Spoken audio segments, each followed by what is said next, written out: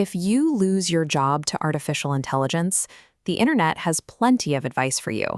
Log on to LinkedIn and you'll immediately be told to learn prompting, take a boot camp, and adapt. But the reality is, most of that advice is coming from people who haven't actually lost their livelihoods to an algorithm. The threat is highly concentrated and approaching rapidly. According to a March 2026 study from Tufts University, up to 19.5 million U.S. jobs are at risk of displacement in the next few years. And the sectors bleeding the hardest are the ones that pay the best: information, finance, and professional services. The math driving this shift is brutal. A mid-level HR compliance manager making $120,000 a year is suddenly competing with a commercial AI agent that handles his entire department's caseload for maybe $20 to $240 a month. That gap is irresistible to a corporate finance department. We are not looking at a paranoid future scenario.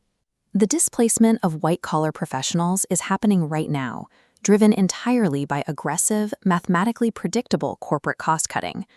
Over the course of a year, researchers tracked the outcomes of 312 W-2 employees, directors, managers, and coordinators, whose termination letters explicitly named the AI systems replacing them. This dataset focuses on the stable corporate backbone. This chart shows their actual outcomes 12 months later. The data reveals three distinct paths. At the top, only 12 full months after their layoff, they were still unemployed, draining their savings, or they had given up and exited the corporate workforce entirely. Add those bottom two tiers together, and you get a 72% failure rate. The data shows that for this specific disruption, the job market is failing to absorb the displaced. So what separates the 28% who recovered from the 72% who stalled? The data rejects the standard advice to dive headfirst into tech tools to survive. Take the case of a junior data analyst laid off in April.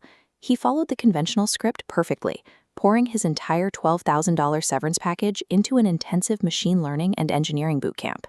By the time he graduated 6 months later, the junior developer market had collapsed. Senior engineers were using AI to do the work of multiple juniors, dropping the barrier to entry so low that companies stopped hiring entry-level talent altogether. He is now driving for Uber. Even the tech pivot success stories come with dark asterisks.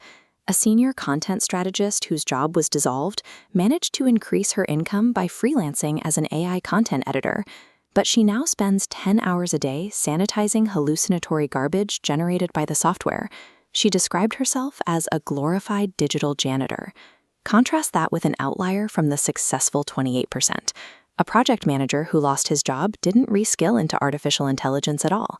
He took his organizational skills and opened a boutique firm managing physical residential home renovations, acting as a buffer between stressed homeowners and local tradespeople.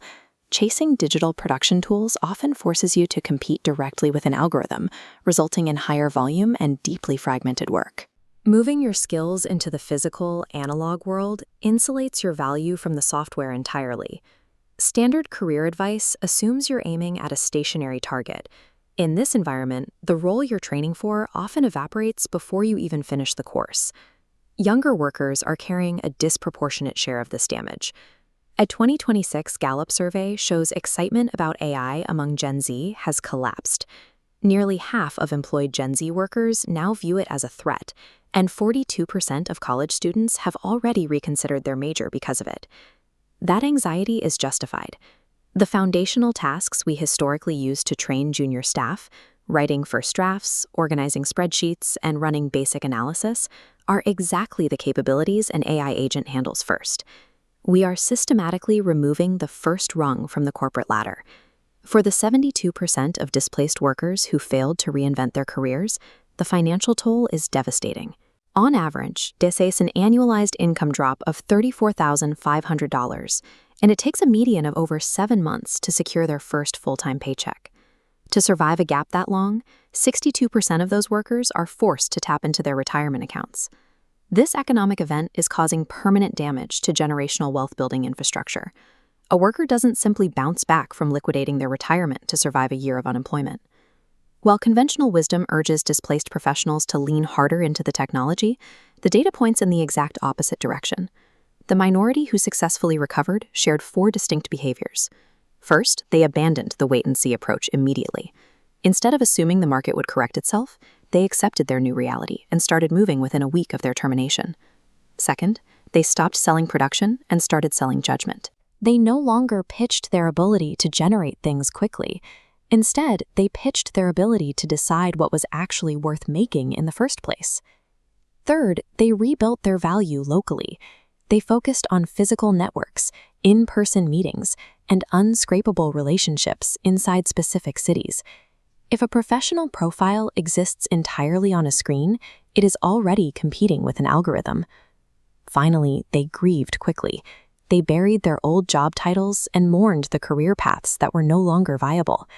The individuals still broadcasting their former impressive titles on their profiles 11 months later were heavily overrepresented in the worst-off group. Surviving this wave of displacement requires zero new digital tools. It requires a radical restructuring of what you consider to be your core professional value. Routine digital production is becoming a cheap commodity. With the cost of generating output dropping towards zero, human value migrates to strategy, empathy, and context. The workers who chased the tooling ended up trapped in the failed majority, while those who changed their human positioning survived the disruption.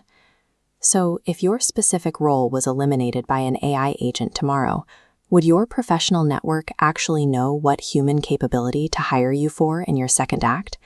Not what your current job title is, what you actually do that someone would pay for, completely divorced from a fragile corporate structure. The data on those who already lost their jobs is clear. The rest of us still have time to decide what we're going to sell.